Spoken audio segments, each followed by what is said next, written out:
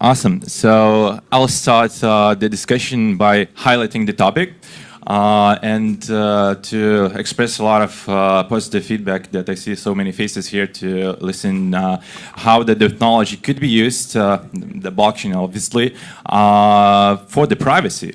So it's quite an actual topic. And to start with, please raise your hands who are concerned about their privacy in the audience actually. So we see quite a lot of hands there. Yeah, and to start with, I'll give some time for every single participant just to quickly introduce themselves and yeah, provide like just general overview how they see the topic itself and how they understand the importance of privacy. Yeah, so let's start from William. Sure. Good afternoon, everybody. My name is Bill Callahan. So I'm with a company called Blockchain Intelligence Group that does risk analysis of the blockchain, transaction monitoring analysis. That's what I do. Prior to joining Blockchain Intelligence Group, I was a law enforcement officer in the United States with the Drug Enforcement Administration. May take some counter views here, but I am interested, and I know we don't have enough time today, but a number of you did raise your hand about being concerned about privacy. I'd like to hear more about what that concern is, because maybe during this time I'll be able to bridge that gap between what we really are after in law enforcement and what maybe your concerns are. Hi, I'm Clay. I head the protocol team at Figment and am a partner at Figment Capital. We're a proof-of-stake infrastructure and node provider. So we run validators and developer infrastructure on 50-plus proof-of-stake chains, including them, and a lot of privacy chains. We spend a lot of time talking about privacy. I guess we can talk about it later. Hello. Yes, my mic is on. My name is Jaya. I'm CSO at NIM, and NIM is a decentralized and incentivized privacy infrastructure. Part of that is a mixnet, which secures privacy at the network layer, and we also have anonymous credentials securing privacy at the application layer. I also have a foot in academia. My background is as a social scientist, where I do digital geographies. So I'm also a fellow at the Weizenbaum Institute in Berlin. So I also bring a little bit of that perspective to the discussion. Thanks. Good to be here. I think this is going to be a very fun panel. Hi, I'm Bastien Ebalard. You just saw me in the last conference. I'm working for Alira, which is a French blockchain school as a content creator. And I'm working for myDid, which is a decentralized identification protocol. And I'm really happy to join the panel here. Awesome, guys. Thank you for very good introductions. And let's start with like a very general question. I'm very curious. How do you see, the one coming from very different backgrounds, of course, what are the, from your point of view, most important aspects of privacy in the blockchain? And do you see like a lot of opportunities to use blockchain to improve privacy? Or do you see like more risks when a lot of businesses are switching to blockchain and when the actual risks of privacy come into the play? Maybe Jaya, could you start with this question as well? Yes, I would be more than happy to start. I have a lot of opinions on the matter. I think blockchain brings a lot of new privacy problems, actually. In fact, it kind of adds extra privacy problems on top of the existing privacy problems of Web 2. Not only do we have kind of, traffic patterns being kind of fully visible, we also have public ledgers. And I don't think there's enough conversation at the moment about the kind of fine-grained details around what should really be public on a public ledger and what needs to have privacy protections. Which aspects of our lives really deserve to be have our privacy protected. That actually is some quite deep philosophical questions around what is the public sphere and what is the private sphere, around what is the role of transparency in terms of accountability and so on, and what is the purpose. I mean, what do we need privacy for, really, in terms of ensuring our ability to freely develop as human beings, in terms of our ability to freely develop our opinions, free from scrutiny and oppression. Yeah, I think there's a lot of dimensions that need to be discussed there, really, when we're talking about public and immutable ledgers. Maybe William, could you just put your, let's say, perspective from the regulators' side and maybe law enforcement authorities? How do they see like blockchain and privacy? Because we saw like at the beginning of the whole blockchain vibe just building up, we saw like a lot of guys just going to the blockchain to, let's say, cover up their things from the governments and stuff like that. So how do you see that perspective?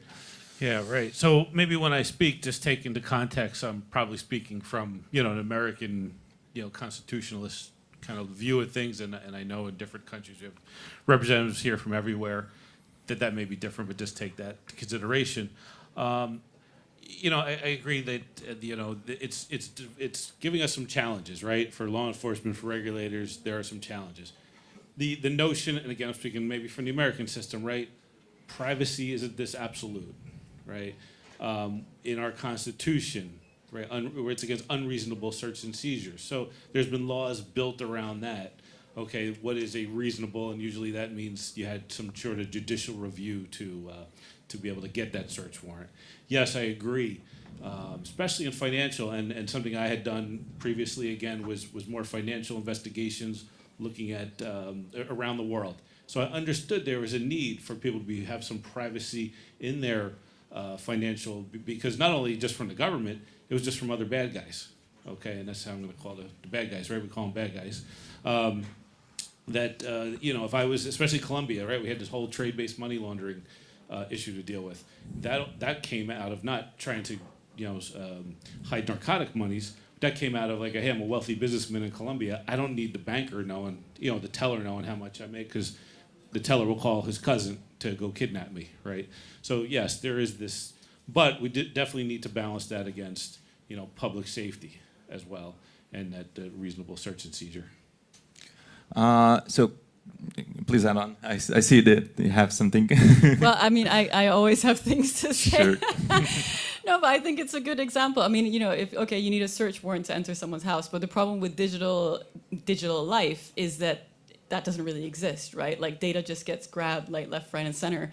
And that's why we're talking about privacy, and that's why we're talking about privacy protections, because if you don't have those as a default, then there's not that initial kind of protection, which then you would need a search warrant in order to then enter, and so on and so forth. Do you know what I mean?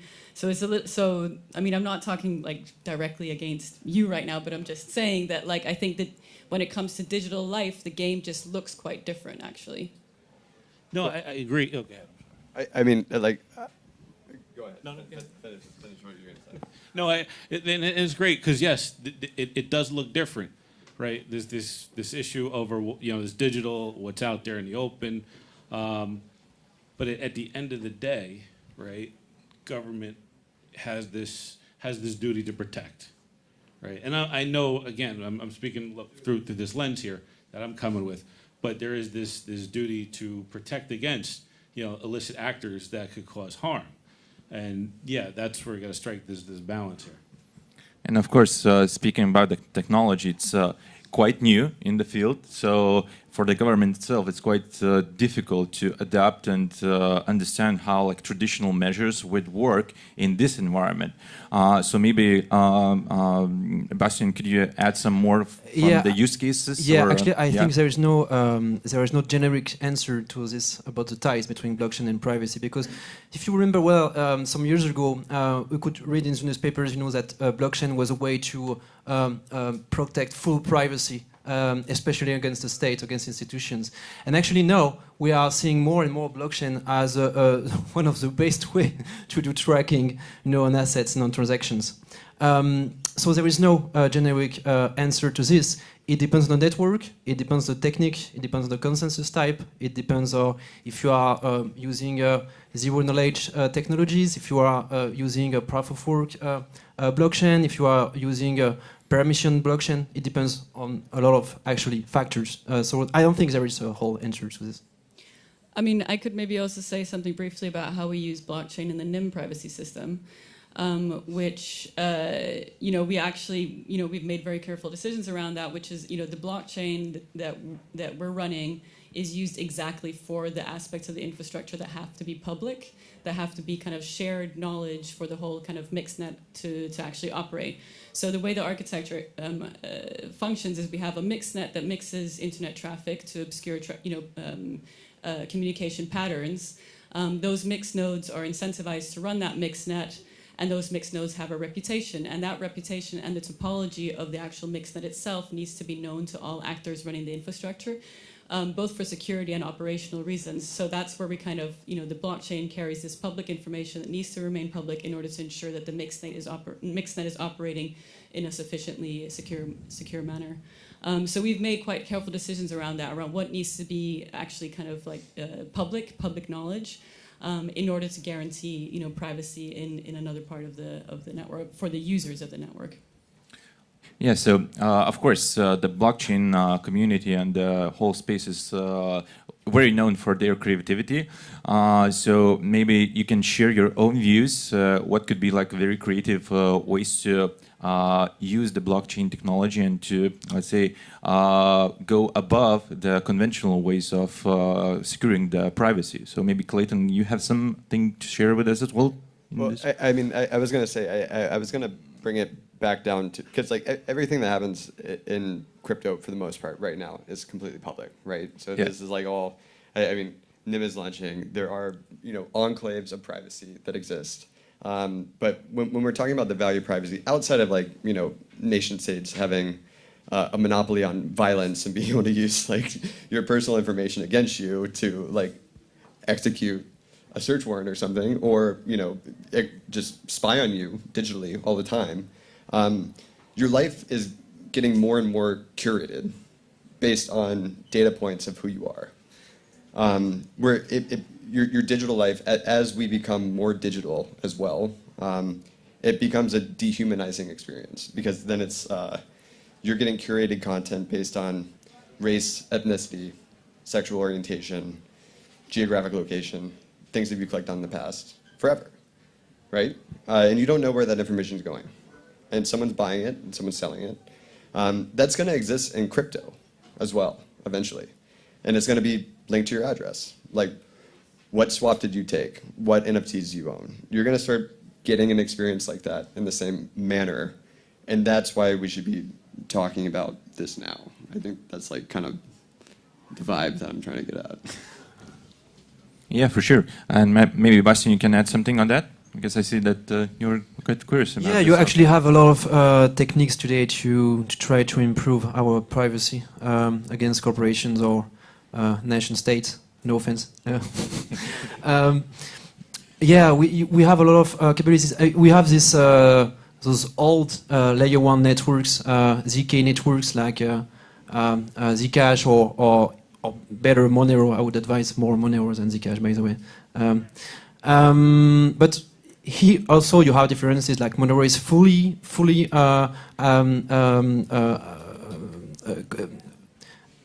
giving you the opportunity to protect your privacy, and Zcash is a bit different. And actually, I think Chainalysis made a study where they ended up finding 95% tracking 95% of transactions happening on Zcash, for example. So it really depends on the technology. We now have Zk snag proof. We have a lot of stuff happening nowadays in the field. But yeah, generally speaking, I agree with you. I mean, it's really easy to do tracking today on, let's say, classical layer 1 blockchains without any trouble. Awesome, thank you so much. Also, I mean, it's like you need to consider, like, if there is a private enclave, right? Just because it exists doesn't mean that it's providing value to anyone if like no one's using it. Most of the network, most transaction activity is happening on these layer 1s that has no sort of privacy preserving element at all. And the thing is like people want it, but it's hard to find, and it should be by design. I was just about to say it should be by design. It's one of those things that, like, if you ask most people, like, I get this kind of constant complaint from people that are building privacy technologies that like, oh, people don't care enough about privacy. And actually people care a lot about privacy, but most people are entirely disempowered to actually secure it for themselves because it's very, very difficult. Like, it's not easy to secure your privacy. I mean, like, you know, even if we have privacy coins, you know, one of the problems that we're solving with NIM is that, like, privacy coins and encryption and so on, you know, it protects your privacy in certain aspects, but not in others, right? So with NIM, for example, we protect privacy in terms of pattern analysis, so large-scale traffic analysis that can happen even if you're using a privacy coin, right? So, like, we're trying to provide a kind of substrate. And I think the approach that, well, basically the approach that we're trying to do and the approach that we're trying to kind of encourage the whole privacy ecosystem to do is to, you know, really integrate privacy protections into existing apps that users are using so that, you know, it's like people can go about doing what they're doing, but knowing that their privacy is protected. You know, we need privacy by default, not as this kind of like patch-on solution here and there that, like, if you know the right, you know, the latest kind of like, the latest kind of app, the latest kind of ZK system or whatever else, like you might have a little bit of added protection here and there using the right browser, the right the operating system. I mean, it's kind of like, it's for ordinary people or for even kind of experts, it's very anxiety producing. I mean, you cannot keep up with what's going on. So it really does need to be integrated as a default. I mean, it has to be as a default. And that's also where I think, like, you know, this kind of issue with, like, the bad guys, where it's like, oh, we need surveillance in order to catch the bad guys. Well, the bad guys, you know, right now, the situation that we're in right now is that the vast majority of people are not able to protect their privacy. The bad guys tend to be able to do so a lot better than everyone else, right? So when we're providing privacy protections, we're providing privacy protections to try and kind of level the playing field here, right? To ensure that people cannot be profiled and targeted the way that they are at the moment. Yeah, again, I just, you know, agree with what you said. Since we, you know, brought up something like Monero or the privacy coins, you know, and I'm not sure, you know, if the bad guys are protecting themselves as good as they should be or can be, right? Because their problem is security and liquidity. Their problem is getting access to those funds or the value of those funds in some way. So it's, you know, Monero doesn't transfer well to some other countries as maybe a Bitcoin, you know, does, where they can use that where they need that. And I, you know, always go back to narcotics, right? That I always say that $1 million sitting in a bag in some apartment in Manhattan is worthless unless somehow they can put it into that system. It's difficult for them with Monero. It's time consuming, and maybe they don't even understand it. Whereas Bitcoin, okay, at least they can have runners start to put it into you know, machines or starting to convert it and quickly take it out at the other end. You know, it was something that I had done during my career, was doing proactive money laundering. It wasn't, you know, they didn't have time for mixers.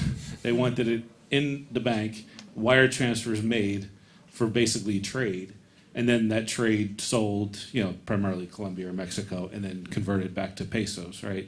And so you had that whole system going there. So, you know, yeah, there's this focus on, you know, the Monero and some of these privacy coins, and yes, we can track and trace some of them to a certain degree. It's probabilistic, you know, when we're tracing and tracking them. It's not the absolute like it is maybe with, yeah, and I keep going back to a Bitcoin, right, where we can show it step by step. Thank you so much. And Clayton touched like a very sensitive topic related to input of data into blockchain, and the thing that no one really controls how that data is transferred.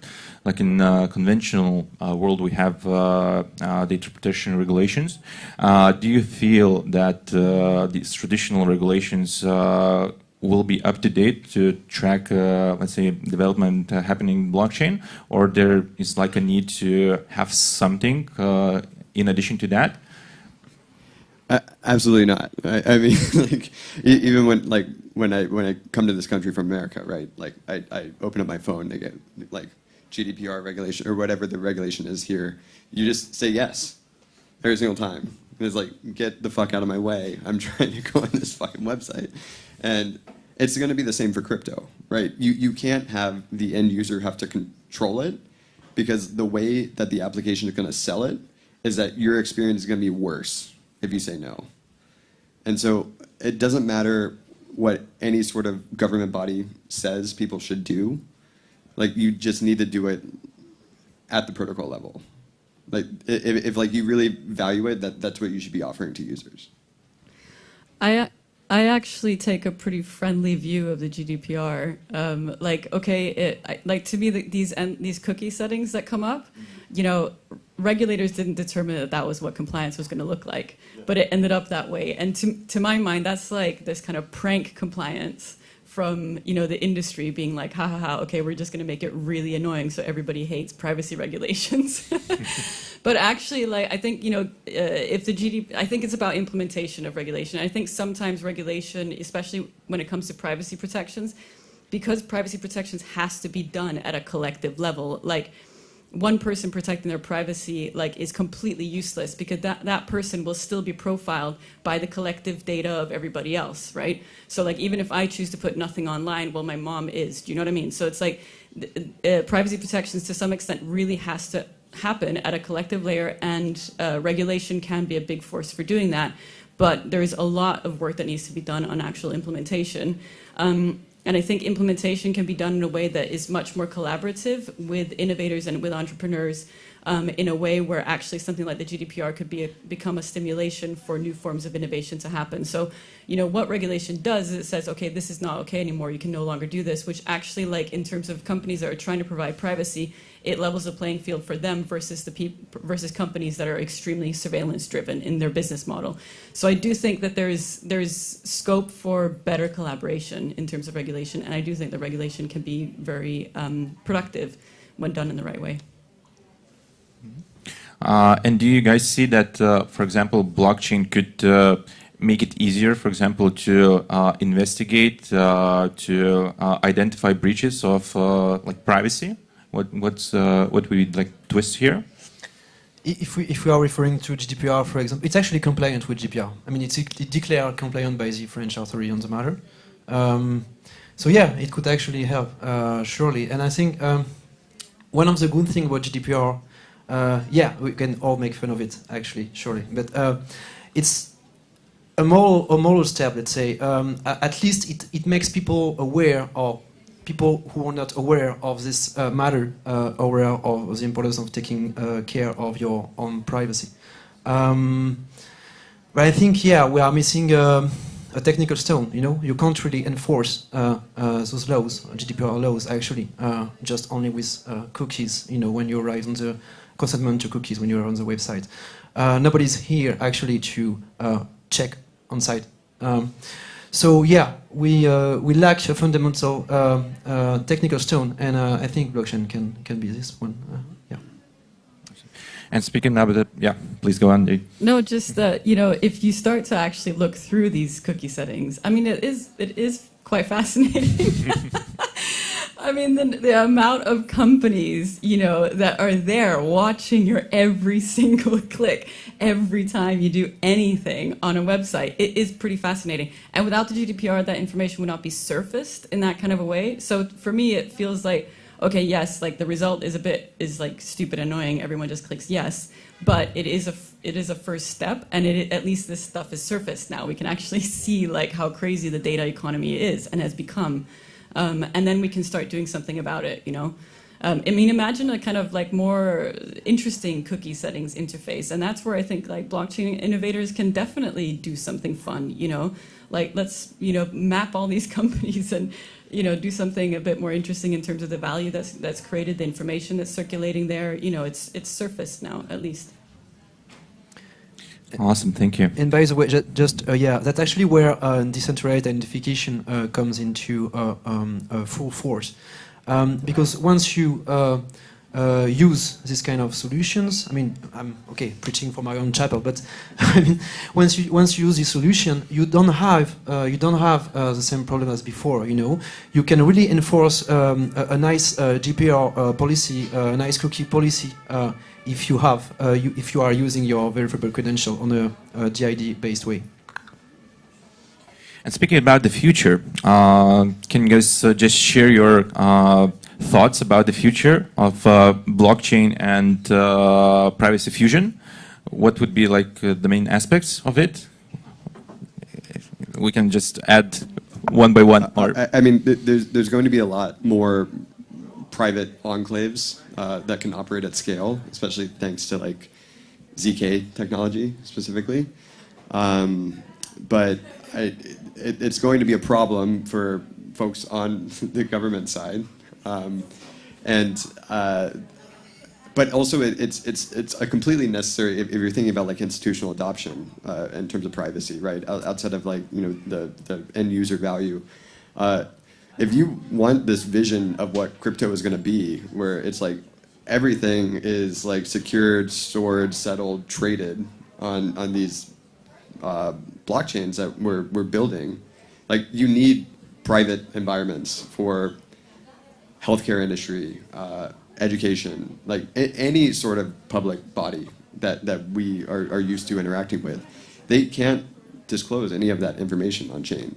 So if you're not like investing in these private blockchains, privacy preserving, whatever you want to call them, like whether they're an L2 that still gets settled on like a main chain to where you still have this some sort of like sub data set of what it is, right? Like they have to exist if you have this like high vision about what this space can be. And so we're going to see a lot more of these launch at the same time. And NIM is a great example. There are other places where this can happen in a way that can be a little bit more permissioned as well, to where like institutions can know who they're interacting with, know who has access to the data, and like you, me, like cannot actually go in these places. But that's the only way that these institutions can exist as well. So it has to happen in that regard. No, Clayton mentioned some problem for the government. Right, he said, as I picked up on, when I go out in my current role and I'll sit in some of these blockchain association type meetings, something like this. So here's a question I have for you and them, yes, sir. You're developing these privacy, and again, from the standpoint, the lens I'm coming from, right? Law enforcement, the government's hearing, we're developing something of privacy. Well, immediately, right? And I say this because from a law enforcement perspective, government perspective, all we see is the bad. So we hear privacy, goes right to bad. You're explaining here the healthcare need, why it needs to be done. That's for good. So my question always is, when I'm out at a group like this or to people like yourself, is as you're developing this, have you invited in the regulators, law enforcement, to come in, clean slate, and explain here, this is what we're doing here. And I don't know if you have or anything, but a lot where I've gone out to, they don't even know, like, oh, there's in my local area maybe an FBI cyber squad or an HSI, and we'll get them in touch with it. Start having that conversation and teach them, because, yeah, on that side, they just hear the privacy. They're not taking into consideration the argument you're making, which is a good one, something like healthcare. So I think the way you can make it work, right, when, if it is about money laundering and trying to track money from people who are bad, like people who are doing shitty things to other people, right? You could develop, private enclaves on top of a, public ledger, right? And there's no bridge in that enclave at all. There's no centralized exchange that accepts any form of token that exists in this enclave. It has to go back down. Whereas like people can still preserve their privacy by existing in this space, but there's no way for that money to come out, like what you mentioned with that $1 million bag of cash in that apartment in New York. It's just sitting digitally now. It has to go out of Ethereum and it has to get into cash eventually. That would be something that I think regulators would be like, oh, okay, like, okay, it's in there somewhere, but they can't fucking do anything with it until they bring it back down to Ethereum, yeah. And we'll start tracking it immediately, right when it comes back. And that's the good thing, right? Look, I'm going to try to prevent that bad act from happening, but next step is if I can prevent you from using your illicit gains, that's good too. I didn't want it to get there, but that's good too. But I do ask that question, of the industry's openness to, and again, I understand I'm in a foreign jurisdiction and we have different people, is that something that is being done or has been considered, or just to sit down and start to educate? Because I think if you educate at that level, right, we're all learning this stuff. I mean, people come to me all the time, I'm still learning it. They'll look at me and they'll say, no, we're all still learning this, okay? But with everything else going on in law enforcement, is the industry reaching out, saying, "Hey, let us tell you what privacy means in this context, not privacy in the terms of hiding for some illicit actors." We're a Canadian company, so I don't think we can talk to United States government. I'm a Canadian company too. Yeah, I don't know how it is in the States, but at least in France, we try to do our best to educate and to talk, to have nice discussions with the regulators. Actually, invite you to have a closed-door meeting with us if you want anytime. But yeah, I think it asks an important issue here. There is an important issue. I mean, blockchain is completely compatible with privacy. There is no question about it. The question is more regulatory, I think, from a regulatory perspective. Because you can't say, for example, okay, I, as a regulator, I'm going to prevent the Bitcoin layer to operate. No. But you can say, you can put in the law like jail sentences and say, for example, Monero, Bitcoin, or whatever else, you know, if you do transaction with that, if we find you, you go to jail directly. It's going to shut down a lot of blockchain services. So, I mean, the issue, I think, from my perspective, is more or less a regulatory one, because we all want to use blockchain, we all want to be decentralized, we all want to not be spied by government, but we don't want to go to jail, even if we have to forget about part of our liberty. So. Awesome. Thank you so much. And let's go to the last takeaways. So every one of us shared a lot of interesting ideas, a lot of interesting twists to it. So let's go with the last summaries of the whole discussion. So let's start with William, with you, and let's pass it to the whole panel. No, thanks for that enlightening discussion here. Hopefully brought some life to it. No, look, as I said, we're all learning this. The regulators, I think you mentioned about, this is a regulator issue, right? The regulators are going to be influenced by those agencies that have to enforce these laws, that have to deal with it. And that's why I mentioned the outreach, right? In the U.S., yes, some senator or congressman get up there scream and yell, right? But at the end of the day, they're going to turn to each of the federal agencies and say, give me a report, bring me your cyber person to come sit in front of Congress here.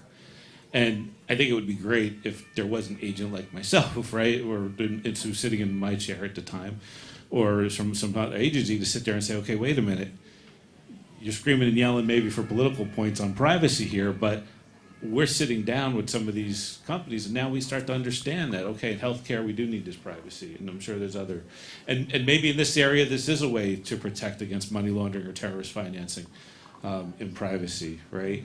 I think one of the areas that also have to be looked at is exchanging messages over the blockchain.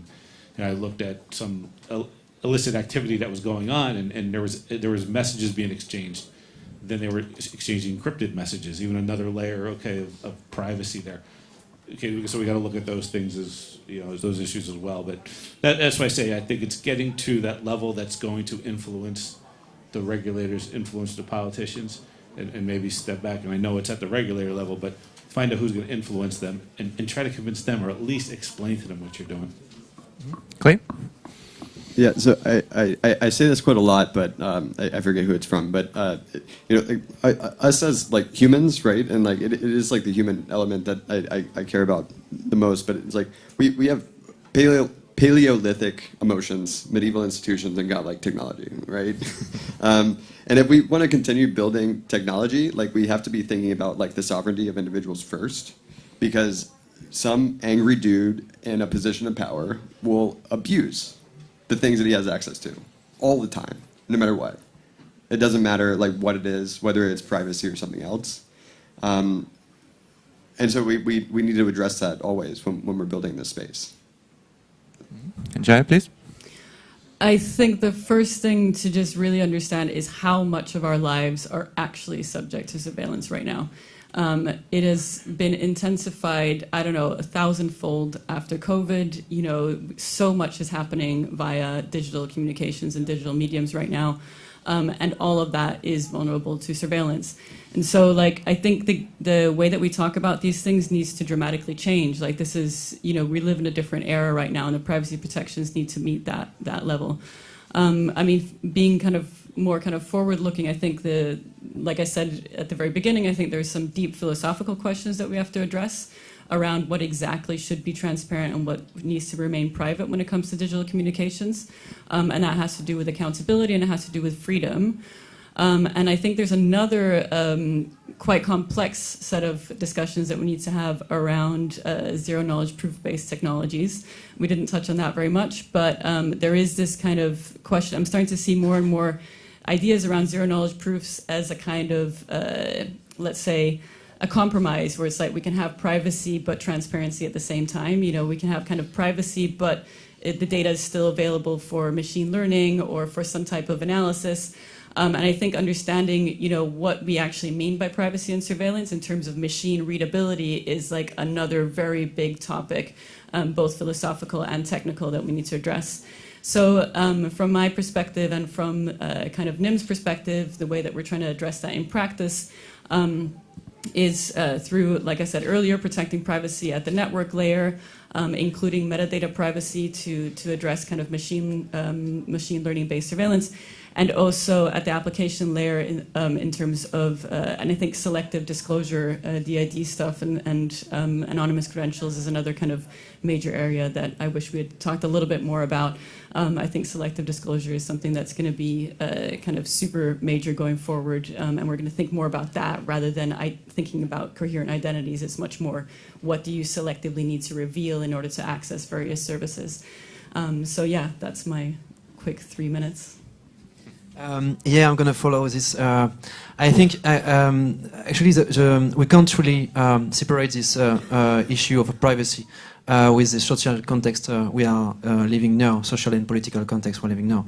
At least in our old democracies, we see a lot of contestations. We saw it in the States last year. We saw it in our country for the last years. And there is this attempt of and this temptation from a state nation to spy on their citizens. And I'm not going to remember all the story about it. But also one thing I want to say is privacy as a whole is not something we should study globally, because privacy for individuals, privacy dedicated to protecting individuals, like the myDid solution we are bringing to the world now, and privacy for protecting corporations, or privacy for protecting money laundering or criminal activities is definitely not the same thing. So we should have a functional approach depending on the case, depending on the thing we are trying to, the kind of privacy we are trying to solve, I think. Thank you so much. And yeah, let's give a big round of applause for our panelists. A lot of great ideas and a lot of food for thoughts.